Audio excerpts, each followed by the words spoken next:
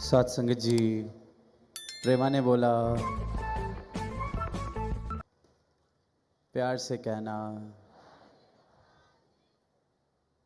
आज यहाँ मुंबई में ये जो विशाल रूप संत समागम का, जिसके हिस्सेदार हम सब बने हैं,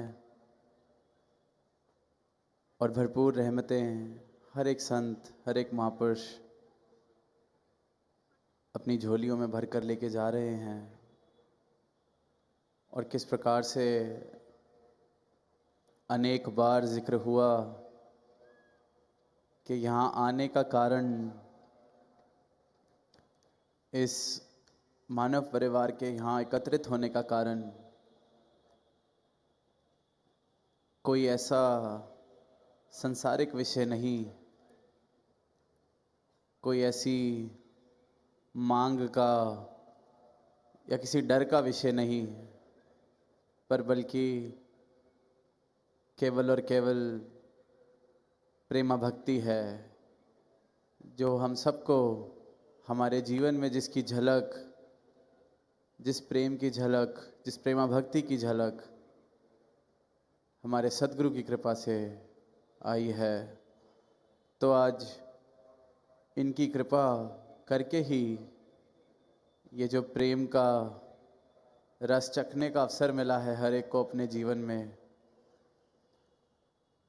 तो ये उसी करके सब अपने भाव दर्शा रहे हैं। चाहे चेहरे की मुस्कुराहट है, चाहे आँखों की नमी है, चाहे फिर वो कोई शब्द हैं, गीत हैं। और ये प्रेमा भक्ति की शुरुआत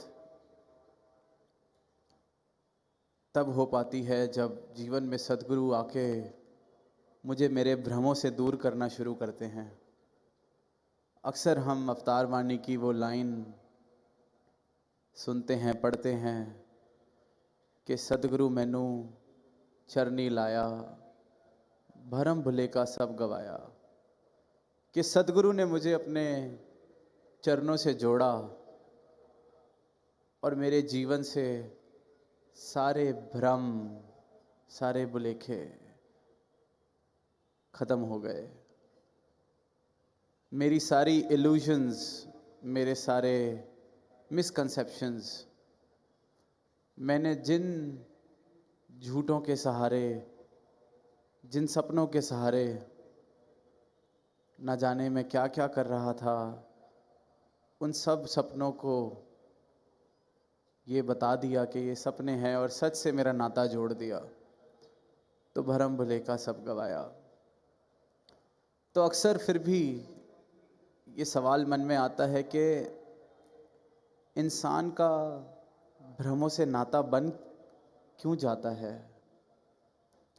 क्यों इंसान ये भ्रम में रह के राजी है, झूठ में रह के राजी है? कई बार इस सत्य के प्रति चेतन भी हो जाते हैं, तब भी देखते हैं जब सेवा सिमरन सत्संग से अगर दूर होने लग रहे हैं तो ये भ्रम जीवन में जोर पकड़ने लगता है। इस भ्रम की मुझ पर पकड़ वापस मजबूत होने लगती है। तो ऐसा क्या है जो इंसान के मन को भ्रम की तरफ आकर्षित करता है? तो बार बार जब स्थितियां देखते हैं, ऐसे मौके देखते हैं कि भ्रम पाले हुए हैं किसी ने, तो यही देखने को मिलता है कि ये जो भ्रम है ये मन को बहुत तसल्ली देता है, क्योंकि इन भ्रमों के सहारे ही जीवन चला रखा है।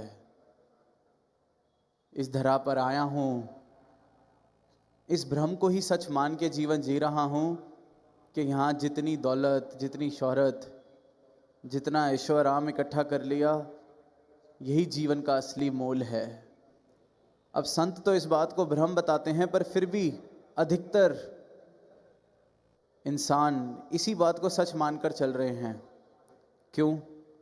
क्योंकि अगर उनसे ये सत्य ले लिया जाएगा, ये भ्रम ले लिया जाएगा, तो फिर वो पूछेंगे फिर करना ही क्या है, फिर जीवन जीने का सार ही क्या है।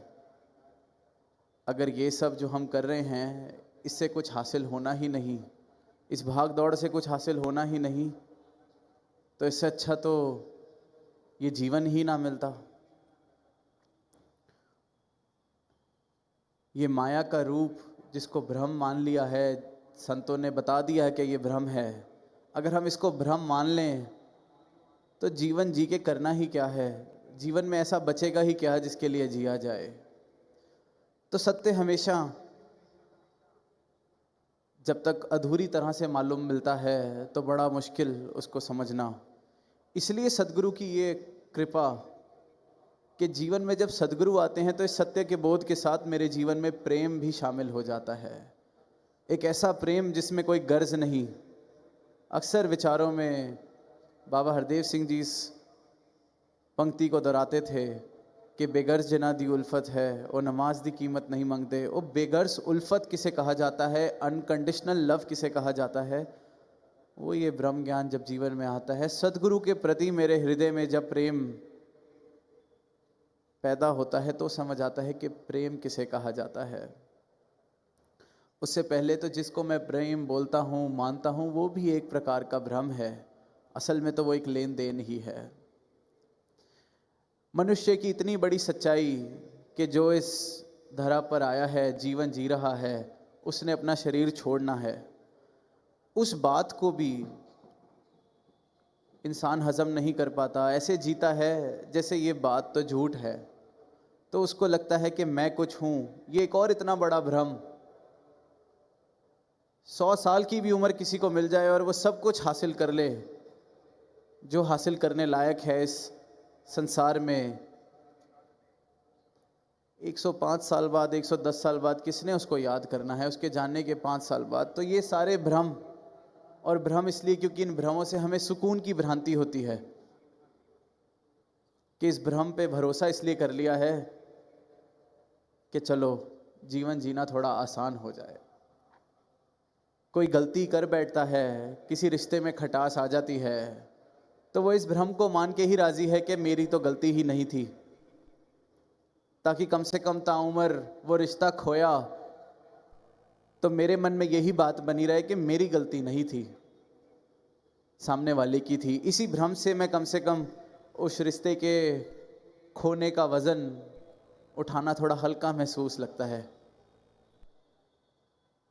कि मेरी गलती नहीं थी, मैं तो सब कुछ कर बैठा हूँ उसको बचाने के लिए, चाहे किया है कि चाहे नहीं किया। पर इस बात पर विश्वास अगर मैं कर लूँ, इस भ्रम पर मैं विश्वास कर लूँ, इस धोखे पर मैं विश्वास कर लूँ, तो वो जो नुकसान मैंने उठाया है एक रिश्ते को खोकर, वो नुकसान इतना दर्द नहीं देता। दर्द थोड़ा कम होने लगता है जब झूठ पर इंसान विश्वास कर लेता है। इसलिए झूठ से बड़ा गहरा नाता है इंसान का, क्योंकि सत्य पूरी तरीके से जीवन में किसी ने देखा ही नहीं जब तक सद्गुरु जीवन में नहीं आए। तो झूठ के सहारे ही, कागज़ की नाव पर ही भवसागर को पार करने में लगे हैं। और कागज़ की नाव पता है डूबनी है, अब इस बात को मान लिया कि कागज़ की नाव पर समुद्र पार करने चला हूँ, तो डूबने का डर तो मुझे घेर लेगा ना। अगर ये बात पर मैं विश्वास ही ना करूं, इस बात को मैं सोचूं ही ना कि मेरी जो नाव है वो कागज़ की है, तो थोड़ा आराम मिलता है कि शायद मैं पार लग जाऊंगा। अब इंसान ये नहीं समझता कि जब तक इस बात की समझ नहीं आएगी कि कागज़ की नाव पर सवार हूँ, ये तो पता है कागज़ की नाव ने डूब जाना है, जब तक ये बात का एहसास नहीं होगा कि कागज़ की नाव पर सवार हूँ, तो फिर असली नाव ढूंढने की भी आवाज़ कहाँ से जीवन में आएगी। तो ये भ्रम के कागज़ की नाव पर सवार तो हैं, पर इस भ्रम में ही खुश हैं कि हमारी नाव कागज़ की नहीं है। थोड़ा आराम मिलता है, जिस दिन डूबना है डूब तो जाएंगे, पर जितने दिन ये कागज़ की नाव चलेगी उतने दिन थोड़ा आराम से सफ़र कर लिया जाएगा। दास अक्सर एक भगवान बुद्ध के जीवन से बात साझी करता है कि जब भी उनके पास कोई नया शिष्य, कोई नया साधक आता था कि मुझे भी निर्वाण क्या है बताइए, सत्य क्या है बताइए, तो वो उसको पहले कुछ समय के लिए, कुछ हफ्तों के लिए, कुछ महीनों के लिए एक शमशान घाट पर भेज देते थे कि तू थोड़े समय वहाँ रहे, तू कुछ समय वहाँ रहेगा, आते जाते देखेगा कि इंसान मृत्यु के बाद उसके शरीर की क्या कीमत है, क्या वैल्यू है। चाहे राजा का शरीर आए, चाहे रंग का शरीर आए, कहानी सबकी बराबर है। जब तेरे जीवन में इस सत्य का एहसास इस कदर बस जाए कि ये जो हस्ती है ये भ्रम है, इसका कुछ मोल नहीं, तब तू मेरे पास आना, तो शायद तुझे जो मेरे पास सत्य है वो मैं बता सकूं, तो तुझे कुछ फ़ायदा मिले, शायद मेरा सत्य तेरे तक भी पहुंच सके। क्योंकि इस भ्रम से शायद तू ऊपर उठ जाए जब तू देख लेगा कि तेरे शरीर का भी क्या हाल होना है। कबीर दास जी ने लिखा कि साधो रे ये मुर्दों का गांव, कि ये जो दिख रहा है, ये धरा है, ये मुर्दों का गांव है। पीर मरे, पैगंबर मरे, राजा मरे, प्रजा मरे, मर गए वैद और रोगी। कोई ऐसा आया ही नहीं इस धरा पर जिसने इस शरीर को छोड़ना ही नहीं, तो ये गांव जिंदा नहीं, मुर्दों का गांव है। ये जो चकाचौंध दिख रही है, ये जो सब दिख रहा है, ये इस पल में ज़रूर सच्चाई है कि यहाँ ज़िंदगी दिख रही है, पर वैसे ये मुर्दों का गांव। पर फिर कबीर दास जी ने एक और बात लिखी कि मैं ना मरूं मरी वो संसारा, अब मोहे मिले है जीवन हारा। वही कबीर दास जी जो कह रहे हैं कि ये मुर्दों का गांव है, यहाँ सबने मरना है, वही कबीर दास जी फिर घोषणा कर रहे हैं कि मैं नहीं मरता, ये संसार मरेगा, मुझे जीवन हारा मिल चुका है। और दोनों ही कविताएं या दोनों ही बातें, दोनों ही शब्द उन्होंने अपनी शरीर रूपी यात्रा के दौरान ही लिखे, मरने के बाद नहीं लिखे। तो ये संतों के जो जागृत अवस्था में पहुंच जाते हैं वो समझते हैं कि ये जो दिख रहा है, जिसको मैं संसार मानता हूं, जिसको मैं सब कुछ मानता हूं, उसने तो जरूर नहीं रहना, पर मुझे मेरा असली स्वरूप मेरे सदगुरु ने बता दिया है। मुझे जीवन हारा मिल गया है। जिसने जीना है, जो जीता आया है, जिससे सब कुछ जीवित है, यही मेरा असली स्वरूप आदिकाल से जो सत्य है, अजर अमर, ना पैदा हुआ ना मरेगा, मैं भी इसी का अंश और मैं इसमें मिल चुका हूं, जीते जी मिल चुका हूं, अब मोहे मिले वो जीवन हारा, मैं ना मरूं मरी वो संसारा। तो इस मुर्दों के गांव में भी जीते जीते जीवन हारा प्राप्त हो सकता है, और बस इस जीवन हारे को प्राप्त कर लेना ही इस जीवन की सच्चाई, इस जीवन का सच्चा मकसद है, जिसको मंजिल मकसूद कहा गया है।